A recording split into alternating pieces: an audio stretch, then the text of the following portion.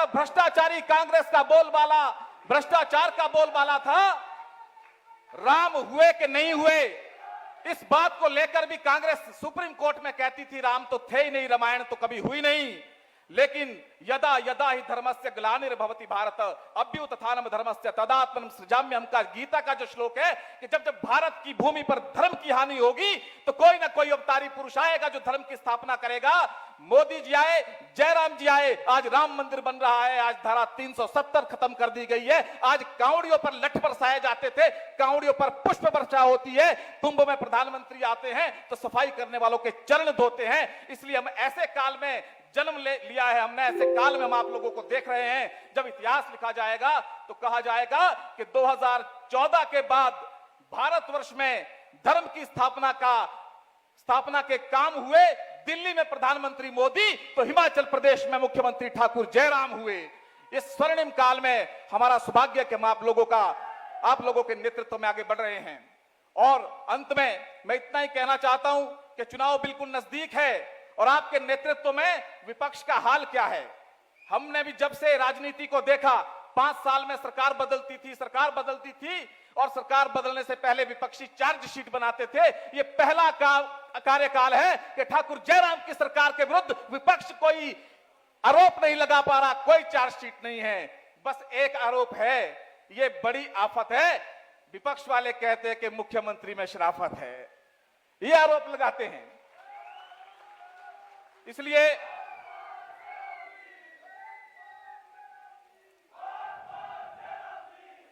आपके नेतृत्व में कांग्रेस का हाल देखिए। 4 कार्यकारी अध्यक्ष बनाए थे, 4 टायर की गाड़ी से दौड़ना चाह रहे थे।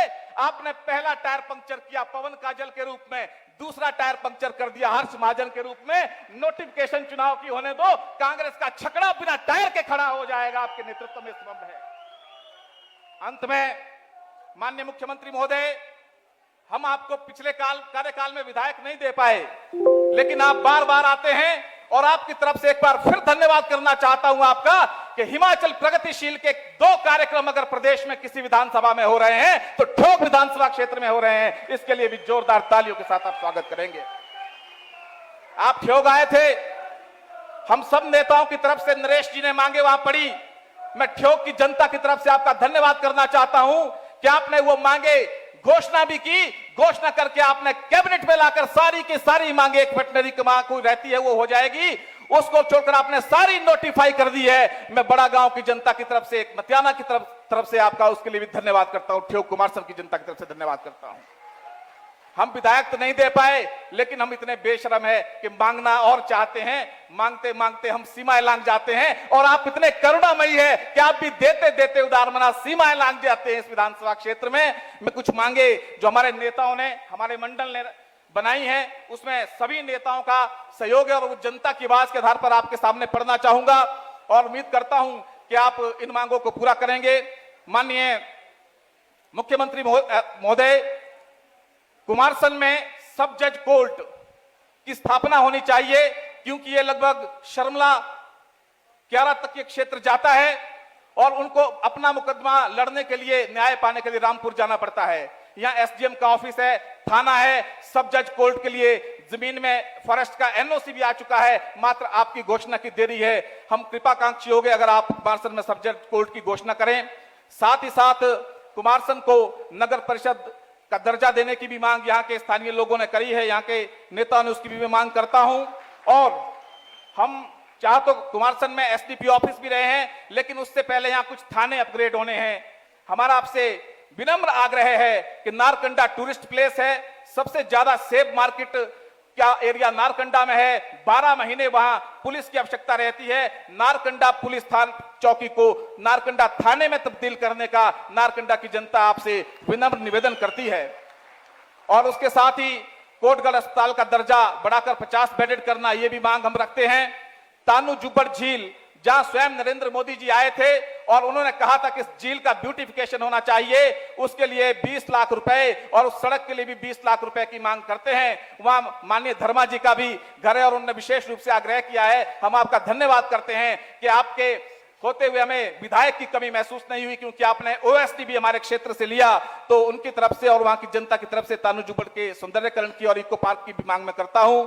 साथ में नारकंडा पीएचसी को सीएचसी में अपग्रेड करना, और कांगल में मान्यवर 2003 में धूमल जी की सरकार के समय डॉक्टर रामलाल मारकंडे के हाथों वहां पीडब्ल्यूडी के रेस्ट हाउस का शिलान्यास हुआ था, लेकिन उसके बाद कांग्रेस की सरकार आई, वो शिलान्यास धरा का धरा रह गया। वहां की जनता की मांग है कि उस चिन्हित भूमि पर शिलान्यास हो रखा है, उसके लिए विश्राम गृह के निर्माण के लिए आप बजट प्रदान करने की कृपा करें। और साथ ही ठियोग में फायर चौकी है, उसको अपग्रेड करके फायर स्टेशन करने की भी आपसे मांग है। कोट शिलारू और शिवान के हेल्थ सब सेंटर को प्राइमरी हेल्थ सेंटर का दर्जा देने की भी हम आपसे मांग करते हैं। और उसके साथ ही भरेड़ी, क्यारा व खनेटी में 3 नए पटवार सर्कल खोलने की भी आपसे मांग करते हैं। साथ ही राजकीय माध्यमिक पाठशाला कड़ाना को अपग्रेड करके हाई स्कूल करने की आपसे मांग करते हैं। माहौरी में वेटनरी डिस्पेंसरी 1964 से है, उसको अपग्रेड करके वेटनरी हॉस्पिटल बनाने की भी आपसे मांग करते हैं। नहौल और चियोड़ में आयुर्वेदिक औषधालय खोलने की भी मांग, जिसका नरेश जी जिक्र कर रहे थे, उसकी भी आपसे हम मांग करते हैं। इसके अलावा कुछ सड़कों के लिए धन के प्रावधान का अलग से हम आपको निवेदन करते हैं। 5-6 सड़कें, एक हमारा तातल का क्षेत्र है जहां आज भी आटे के कट्टे से ज्यादा किराया लगता है उसको ले जाने के लिए, वहां और उसके साथ 3-4 अन्य सड़कों की मांग आपसे करते हैं। मैं एक बार फिर से आपका यहां उपस्थित जनता की तरफ से एक बार आप जोरदार तालियों के साथ इन मांगों का समर्थन करते हुए माननीय मुख्यमंत्री का अभिवादन करेंगे। और कोटेश्वर महादेव के प्रांगण में हम दुआ करते हैं कि कोटेश्वर महादेव के मंदिर के निमित्त भी आप उसके सौंदर्य करने के लिए धनराशि देंगे। और कोटेश्वर महादेव और तमाम देवी देवता जो इस क्षेत्र के हैं, जिनमें हमारी प्रगाढ़ आस्था है, और कई बार कुछ लोग आस्था पर चोट करने का भी काम करते हैं, लेकिन हम देवी देवताओं के सम्मान में बीजेपी मैदान में इस नारे के साथ आगे बढ़ते हुए आपके लिए देवी देवताओं से कामना करते हैं कि आप पुनः 2022 के समर में कांग्रेस की छकड़ा गाड़ी को खड़ा करके भारतीय जनता पार्टी की स्पीडी गाड़ी को आगे बढ़ाते हुए हिमाचल को आगे ले जाएंगे, पुनः मुख्यमंत्री के रूप में हमारे बीच में आएंगे। धन्यवाद। जय हिंद, जय भारत। बहुत बहुत धन्यवाद अजय श्याम जी। आपने श्लोक, दोहा, कवित सभी का प्रयोग करते हुए अपनी ओजपूर्ण वाणी में अपनी बात कही। आपका आभार। हमारा आग्रह प्रदेश कार्यकारिणी सदस्य संदीपनी भारद्वाज जी से संबोधन के लिए।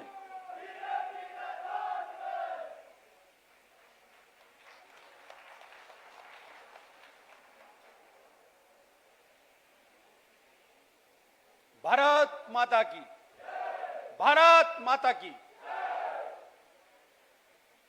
आज इस कोटेश्वर महादेव के प्रांगण में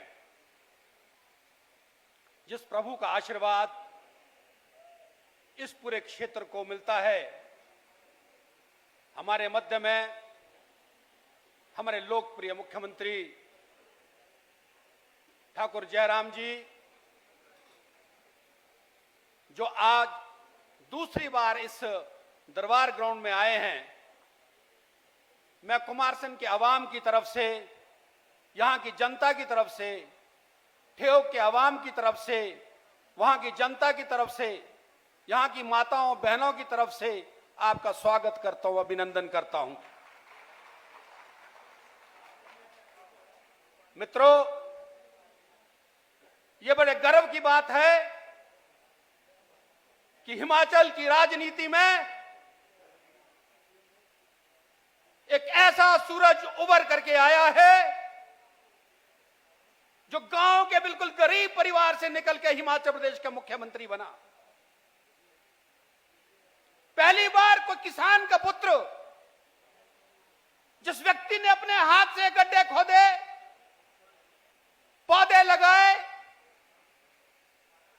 उनको सींचा, उनको बड़ा किया, ऐसा किसान पुत्र हमारे बीच में आज मुख्यमंत्री के रूप में है। मैं इनका स्वागत करता हूं, अभिनंदन करता हूं।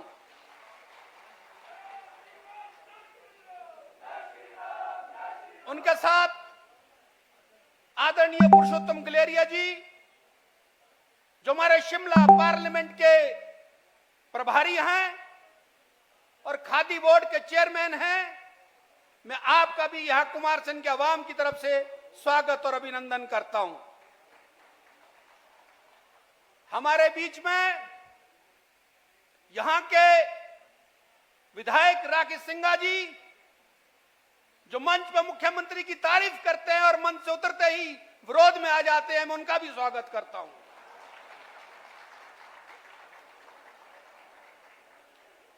आदरणीय श्री अजय श्याम जी, जो जिला महासू के भारतीय जनता पार्टी के अध्यक्ष हैं, मेरे छोटे भाई नरेश शर्मा जी, जो एपीएमसी के चेयरमैन हैं, और आदरणीय दुनिचंद कश्यप जी, जिस व्यक्ति ने ठेव कुमार सेन की भारतीय जनता पार्टी के झंडे को बुलंद किया है, मैं उनका भी स्वागत करता हूं। हमारे मध्य में डीसी महोदय, एसपी महोदय, पत्रकार मित्र वो भी आए हैं, मैं उनका भी अभिनंदन करता हूं। और अभिनंदन करता हूं यहां पे उपस्थित इस पंडाल में सारी अपनी प्रबुद्ध जनता का, माताओं का, बहनों का। मित्रों, राजनीति में राजनेताओं के दो चेहरे होते हैं।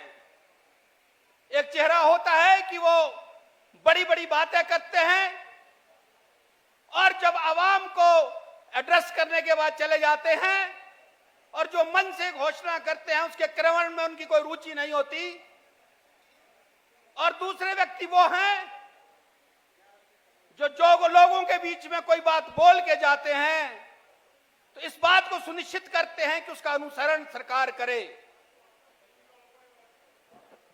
मैं याद करवाना चाहता हूं, 1999 में जब भारतीय जनता पार्टी की सरकार थी,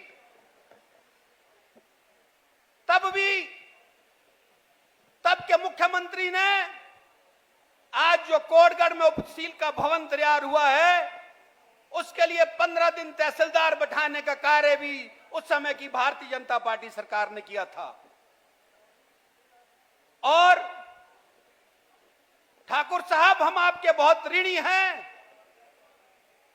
कि हमारा जो शांगरी का क्षेत्र है, जहां पे आपकी छतरी से इधर को जो हमारा जुड़ता हुआ एरिया है, करसोग का जुड़ता हुआ एरिया है, वहां की रिश्तेदारियां, रहन सहन, कल्चर आपके साथ मिलता है।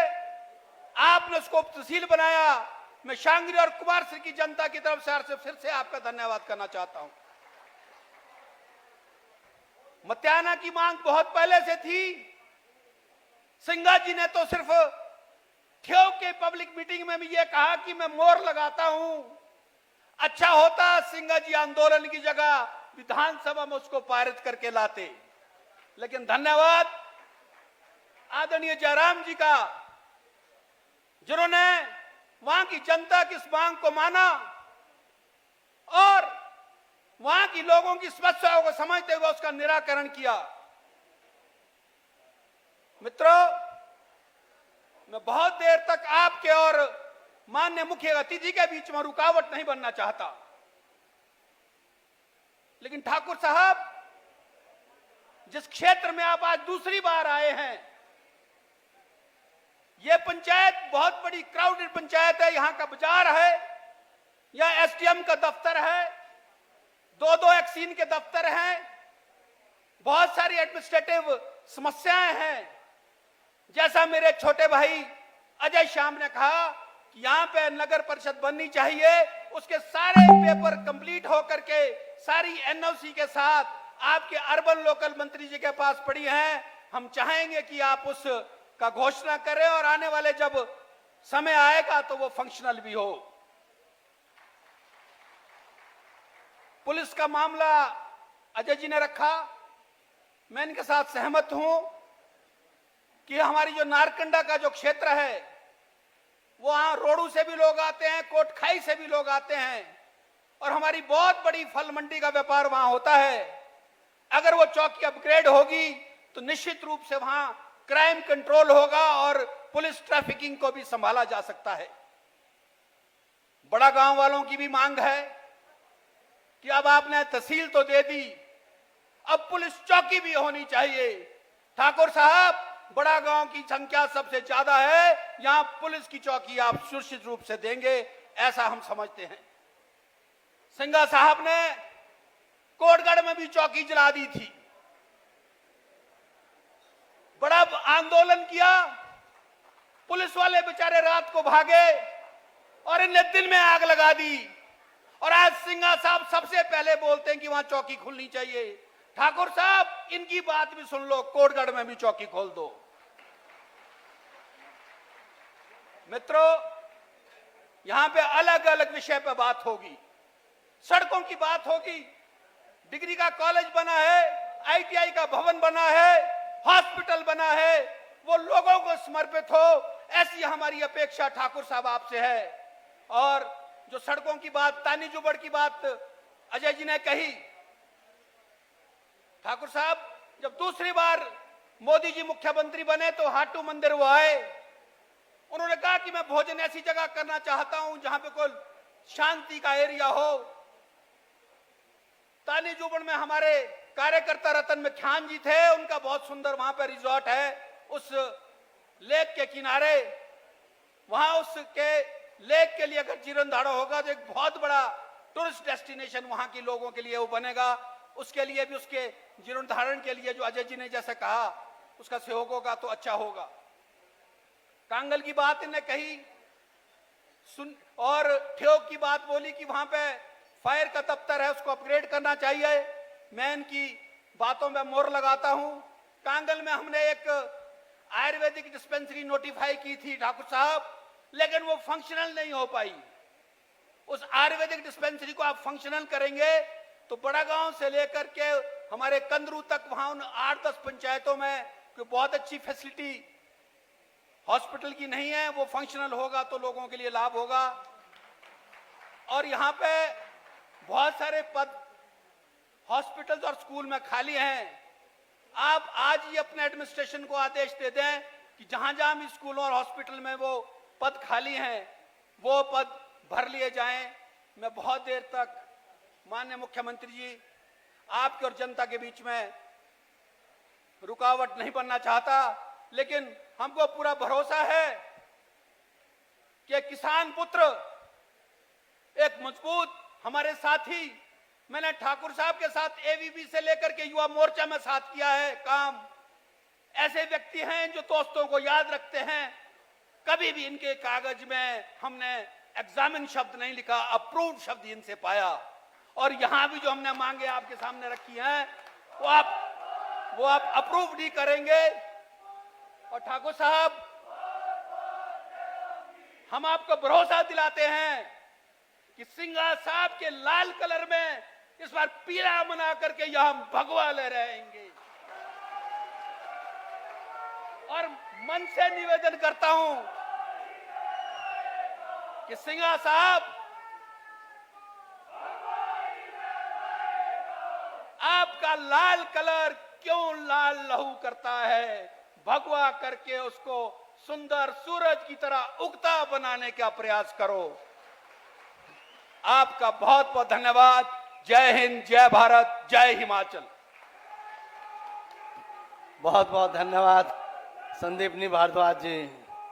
सबका साथ सबका विकास, इस मूल मंत्र को आत्मसात करते हुए आपने अपनी बात कही और रंगों के मिश्रण के प्रति आपको चेताया। आपका बहुत बहुत आभार।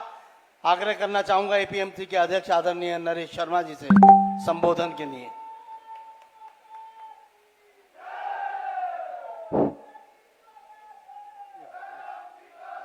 भारत माता की, भारत माता की, भारत माता की।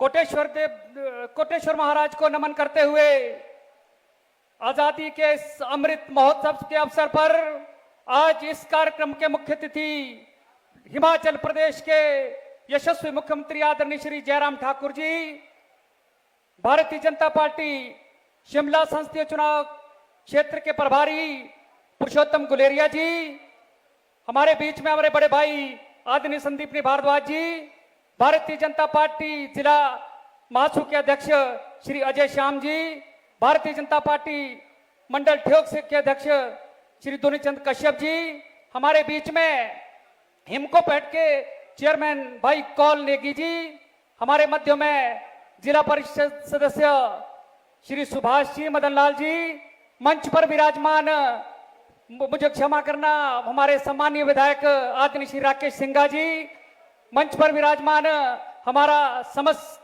नेतृत्व एवं इस पंडाल में बुजुर्गों, भाइयों एवं बहनों, सर्वप्रथम मैं यहाँ की स्थानीय जनता की तरफ से आज प्रदेश के सम्माननीय मुख्यमंत्री जी का यहाँ आगमन पर हार्दिक अभिनंदन करता हूँ और स्वागत करता हूँ।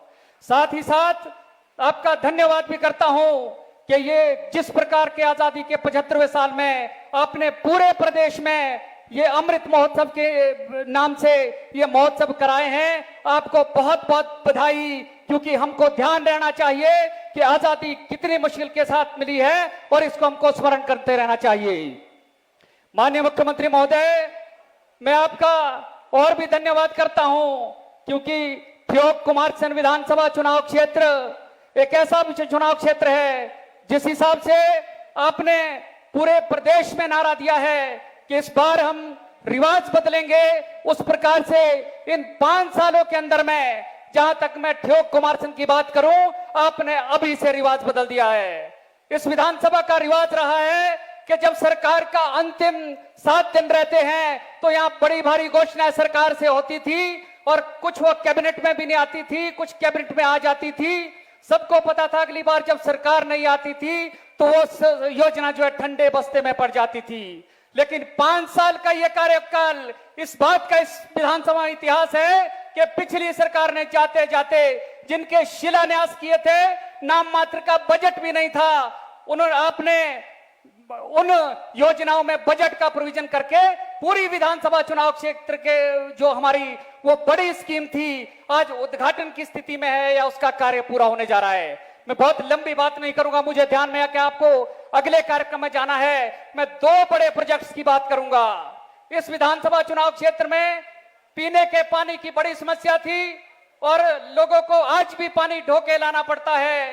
पिछली सरकार ने एक योजना का शिलान्यास किया, कुरपन खड पेयजल योजना, और आज भी कुछ लोग उसका बड़ा ढिंडोरा पीटते हैं। मैं आपके मध्य ये जानकारी देना चाहता हूं कि वो कुरपन खड जो योजना थी, जब उसकी डीपीआर बनी थी तो पिछली सरकार में वो डीपीआर 139 करोड़ की थी और उसमें नाम मात्र का बजट था। आपकी सरकार आई, आपने ध्यान दिया कि इस योजना को बड़ा किया जा सकता है, ठियोग कुमारसैन के एक एक व्यक्ति की प्यास बुझाई जा सकती है। आपने उसकी डीपीआर रिवाइज की और 139 करोड़ से ले उसको बढ़ाकर 286 करोड़ उसको करने की घोषणा की। और मैं यहां से दावे से कह सकता हूं कि हिमाचल प्रदेश की सबसे बड़ी जो योजना है 325 करोड़ की, वो हमारे विधानसभा में बनने जा रही है। हो सकता राकेश सिंह जी इसका जिक्र ना करना चाहे, ले मैं आप लोग की जानकारी के लिए कह देना चाहता हूं कि इस योजना का जो प्रथम चरण है वो पूरा हो गया है। 7 पंचायतों के 14,000 लोगों को इसी हफ्ते पानी मिलना शुरू होगा। हम आपका बहुत बहुत धन्यवाद करते हैं। और मैं ये इसलिए भी आपका धन्यवाद करना चाहता हूं कि नाबार्ड से मात्र 39 करोड़ का बजट था, लेकिन आपकी सरकार ने इस योजना में 247 करोड़ का बजट डालकर कुल 68 पंचायतों में से 53 पंचायतों के पीने की पानी की समस्या हमारी खत्म हो जाएगी। दूसरा प्रोजेक्ट, हम किसान बागवान है और जब मंडियों में अराइवल बढ़ने से रेट गिरते हैं तो हमारे सम्मानीय विधायक जी का ब्लड प्रेशर भी बढ़ना शुरू हो जाता है, लेकिन उससे कुछ नहीं होगा। पूर्व की सरकारों ने यहाँ सीए स्टोर नहीं बनाए, प्रोसेसिंग प्लांट नहीं बनाए। मैं आपका बहुत बहुत धन्यवाद करता हूं कि 91 करोड़ की डीपीआर वाला प्रोसेसिंग प्लांट जो पराड़ा में बनने जा रहा है, जिसकी लागत 100 करोड़ रुपए से ऊपर हो जाएगी, उस प्रोजेक्ट का जमीन भी आपकी सरकार में तलाशी गई, उसका काम भी शुरू हुआ और आज की स्थिति में वो जो प्रोजेक्ट बनकर तैयार हो गया है। मैं कुमारसैन ठियोग की जनता को बहुत बहुत बधाई देता हूं कि किसानों और बागवानों के लिए चाहे मंडियों का सवाल हो, चाहे जरूर टिकर के सीए स्टोर की एनहांसमेंट का सवाल हो, 250 करोड़ रुपया इस विधानसभा चुनाव में खर्चा जा रहा है। माननीय मुख्यमंत्री जी, मैं आपका बहुत बहुत धन्यवाद करता हूं। एक और घटना घटी, जब यहाँ सेब सीजन होता है तो हर सीजन में छोटा मोटा आंदोलन शुरू होता है। कांग्रेस की सरकार में बिल्कुल नहीं होता, कारण मुझे नहीं पता। जब भारतीय जनता पार्टी की सरकार आती है तो वो आंदोलन तेजी से शुरू होता है। इस बार ये आंदोलन हुआ जिसका नेतृत्व सम्मानीय विधायक राकेश सिंह जी कर रहे थे। उनको ध्यान में था, वो बोलते भी है मंच से, ठियोग में भी कहा कि जयराम ठाकुर जी ऐसे मुख्यमंत्री है जो सबकी मांगों को सुनते हैं। उन्होंने एक मांग पत्र बनाया और वो मांग पत्र क्या बनाया, उसमें सेब बागवानों की जो मांगे थी वो तो रखी थी, कुछ मांगे ऐसी भी रखी कि महंगाई खत्म होनी चाहिए, सड़कों का मुआवजा 4 गुना बढ़ना चाहिए, उनको ध्यान में, ताकि माननीय मुख्यमंत्री सेब की मांगे तो मान लेंगे, इस आंदोलन को लंबा अगर करना है तो कुछ ऐसी मांगे भी होनी चाहिए जो कभी पूरी ना हो। मैं आपका धन्यवाद करता हूं कि उस मांग पत्र में जितनी भी मांगे थी, चाहे वो MIS के पिछले पैसे देने का सवाल हो या GST की सब्सिडी के बदले जो है 6% हाइक देने का सवाल हो, या जो दवाइयों पे सब्सिडी मिलती है उसको रिटेन करने का सवाल, आपने सारी मांगे मान ली। और उस मांगों को मानने के बाद मैं राकेश सिंघा जी का धन्यवाद करता हूं कि उन्होंने इन मांगों को मानने के बाद ठियोग के 16 अगस्त में मंच पे कहा कि ऐसा मुख्यमंत्री प्रदेश को बार बार मिले। मैं आपके और माननीय मुख्यमंत्री जी के बीच में बहुत अधिक देर तक नहीं रहूंगा। बड़े भाई संदीपनी भारद्वाज जी ने और भाई अजय श्याम जी ने ठियोग कुमार सिंह की मांगे, चाहे वो यहाँ सब जज कोर्ट की बात हो, चाहे थाने की बात हो, चाहे फायर स्टेशन की बात हो, जो भी मांगे रखी है निश्चित तौर पर आप उन पर विचार करेंगे, उनका पूरा करेंगे। जब आप ठियोग में थे, जो घोषणा आपने की, कुछ लोग कहते थे ये कोरी घोषणा है, मैं धन्यवाद करता हूं कि उसकी कैबिनेट में मंजूरी हो गई है। वो सारी की सारी मांगे, चाहे 2 सब तहसील का मामला हो, चाहे ठियोग के हॉस्पिटल को बड़ा करने का मामला हो, आपने मांग ली, सारी मांगे आ गई। मैं एक मांग को और जोड़ता हूं, आप ठियोग आए थे, हमने आपसे निवेदन किया कि इस हॉस्पिटल का दर्जा जो है 150 से 200 बेड करना चाहिए, मतियाना की CSC करनी चाहिए। आपने तुरंत कहा कि हेल्थ के बारे में कोई कॉम्प्रोमाइज नहीं। मैं आपसे एक मांग जो छूट गई उसको ऐड करूंगा। यहाँ पर कुमारसैन में सिविल हॉस्पिटल है, उसकी हॉस्पिटल की जो बेडेड की क्षमता है वो मात्र 30 है। मैं आप, क्योंकि कुमारसैन बड़ा क्षेत्र हो गया है, मैं आपसे निवेदन करूंगा कि उस 30 बेडेड को जो है 50 बेडेड करने की आप अगर घोषणा करेंगे। और इन्हीं शब्दों के साथ में एक बात के साथ कि दिसंबर 2017 में जब आपकी सरकार बनी, आपकी सरकार का मुख गरीब कल्याण की तरफ हो गया। पहले ही दिन से जो गरीब था उसकी तरफ सरकार की योजनाएं हो गई, तो वो चाहे छोटा कर्मचारी था, आशा वर्कर था, आंगनबाड़ी था, मैं नाम नहीं ले पाऊंगा सबके जल्दी के कारण, उनकी तनख्वाह आपने डबल से अधिक कर दी। और जैसा पूर्व वक्ताओं ने कहा कि ये हिमाचल प्रदेश में ये देश की पहली सरकार होगी जिसमें बिजली फ्री, प्राणी फ्री, स्वास्थ्य फ्री और माता और बहनों का किराया भी अदा कर दिया। ऐसी सरकार जो पूरे प्रदेश में नहीं होगी। मैं एक बार फिर आपका धन्यवाद करता हूं इस आजादी के अमृत महोत्सव के लिए कि आपने चिंतन किया कि हम कहां थे, क्या हो गए हैं अभी, आओ विचारे हम सब मिलकर ये समस्या से भी। आपका बहुत बहुत धन्यवाद। बहुत बहुत धन्यवाद नरेश जी। आपने माननीय मुख्यमंत्री महोदय द्वारा किसानों और बागवानों के हित में किए गए कार्यों का उल्लेख अपने उद्बोधन में किया। आपका आभार। हमारा आग्रह यहाँ के विधायक आदरणीय श्री राकेश सिंघा जी से संबोधन के लिए।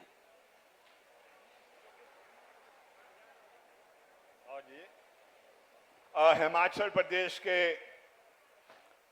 माननीय मुख्यमंत्री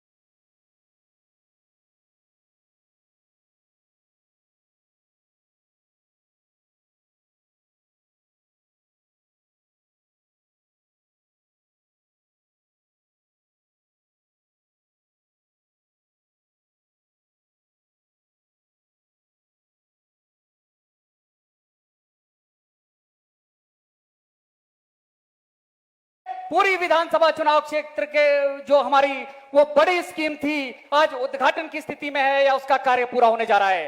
मैं बहुत लंबी बात नहीं करूंगा, मुझे ध्यान में है कि आपको अगले कार्यक्रम में जाना है। मैं 2 बड़े प्रोजेक्ट्स की बात करूंगा।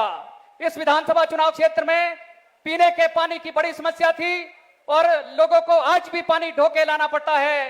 पिछली सरकार ने एक योजना का शिलान्यास किया, कुरपन खड़ पेयजल योजना, और आज भी कुछ लोग उसका बड़ा ढिंडोरा पीटते हैं। मैं आपके मध्य ये जानकारी देना चाहता हूं कि वो कुरपन खड़ जो योजना थी, जब उसकी डीपीआर बनी थी तो पिछली सरकार में वो डीपीआर 139 करोड़ की थी और उसमें नाम मात्र का बजट था।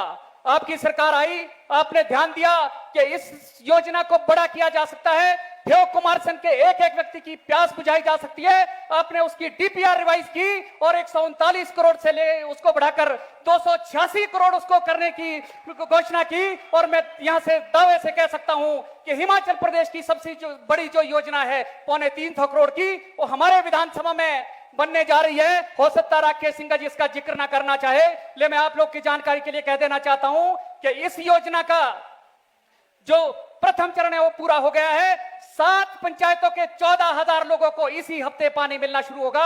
हम आपका बहुत बहुत धन्यवाद करते हैं। और मैं ये इसलिए भी आपका धन्यवाद करना चाहता हूं कि नाबार्ड से मात्र 39 करोड़ का बजट था, लेकिन आपकी सरकार ने इस योजना में 247 करोड़ का बजट डालकर कुल 68 पंचायतों में से 53 पंचायतों के पीने की पानी की समस्या हमारी खत्म हो जाएगी।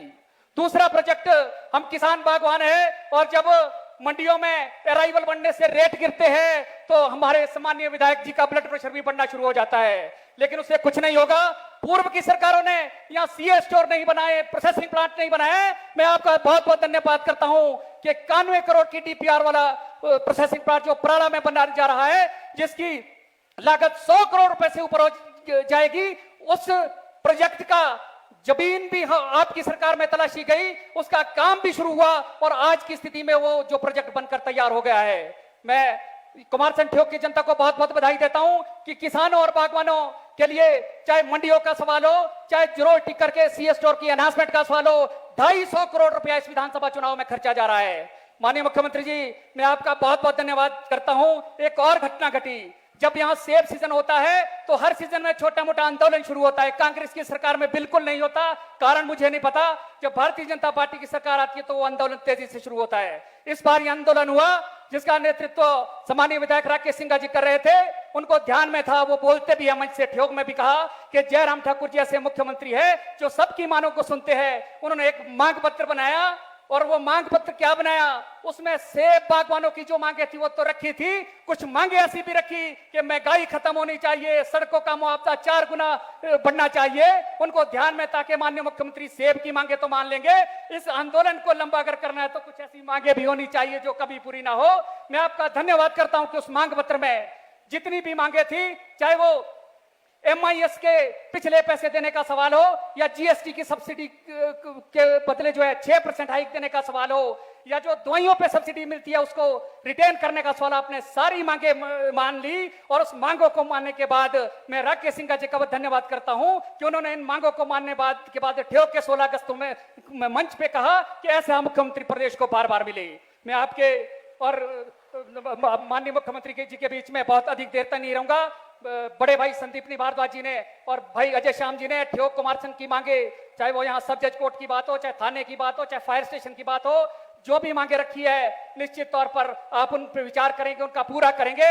जब आप ठेक में थे, जो घोषणा आपने की, कुछ लोग कहते थे ये कोरी घोषणा है, मैं धन्यवाद करता हूं कि उसकी कैबिनेट में मंजूरी हो गई है। वो सारी की सारी मांगे, चाहे 2 सब तहसील का मामला हो, चाहे ठेक के हॉस्पिटल को बड़ा करने का मामला हो, आपने मांग ली, सारी मांगे आ गई। मैं एक मांग को और जोड़ता हूं, आप ठेक आए थे, हमने आपसे निवेदन किया कि इस हॉस्पिटल का दर्जा जो है 150 से 200 बेड करना चाहिए, मतियाना की CSC करनी चाहिए। आपने तुरंत कहा कि हेल्थ के बारे में कोई कॉम्प्रोमाइज नहीं। मैं आपसे एक मांग जो छूट गई उसको ऐड करूंगा। यहाँ पर कुमारसेन में सिविल हॉस्पिटल है, उसकी हॉस्पिटल की जो बेड की क्षमता है वो मात्र 30 है। मैं आप, क्योंकि कुमारसेन बड़ा क्षेत्र हो गया है, मैं आपसे निवेदन करूंगा कि उस 30 बेडेड को जो 50 बेडेड करने की आप अगर घोषणा करेंगे। और इन्हीं शब्दों के साथ में एक बात के साथ कि दिसंबर 2017 में जब आपकी सरकार बनी, आपकी सरकार का मुख गरीब कल्याण की तरफ हो गया। पहले ही दिन से जो गरीब था उसकी तरफ सरकार की योजनाएं हो गई, तो वो चाहे छोटा कर्मचारी था, आशा वर्कर था, आंगनबाड़ी था, मैं नाम नहीं ले पाऊंगा सबके जल्दी के कारण, उनकी तनख्वाह आपने डबल से अधिक कर दी। और जैसा पूर्व वक्ताओं ने कहा कि ये हिमाचल प्रदेश में ये देश की पहली सरकार होगी जिसमें बिजली फ्री, पानी फ्री, स्वास्थ्य फ्री और माता और बहनों का किराया भी अदा कर दिया। ऐसी सरकार जो पूरे प्रदेश में नहीं होगी। मैं एक बार फिर आपका धन्यवाद करता हूं इस आजादी के अमृत महोत्सव के लिए कि आपने चिंतन किया कि हम कहां थे, क्या हो गए, अभी आओ विचारे हम सब मिलकर ये समस्या से भी। आपका बहुत बहुत धन्यवाद। बहुत बहुत धन्यवाद नरेश जी। आपने माननीय मुख्यमंत्री महोदय द्वारा किसानों और बागवानों के हित में किए गए कार्यों का उल्लेख अपने उद्बोधन में किया। आपका आभार। हमारा आग्रह यहाँ के विधायक आदरणीय श्री राकेश सिंघा जी से संबोधन के लिए। और जी हिमाचल प्रदेश के माननीय मुख्यमंत्री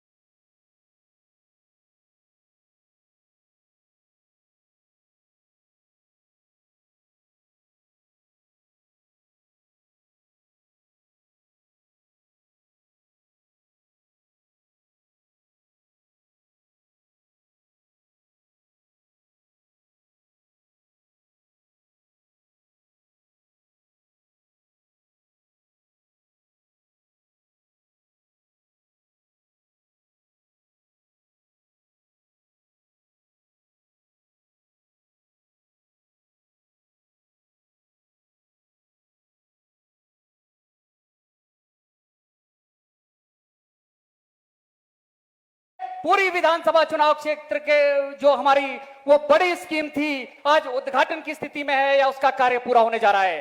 मैं बहुत लंबी बात नहीं करूंगा, मुझे ध्यान में है कि आपको अगले कार्यक्रम में जाना है। मैं 2 बड़े प्रोजेक्ट्स की बात करूंगा।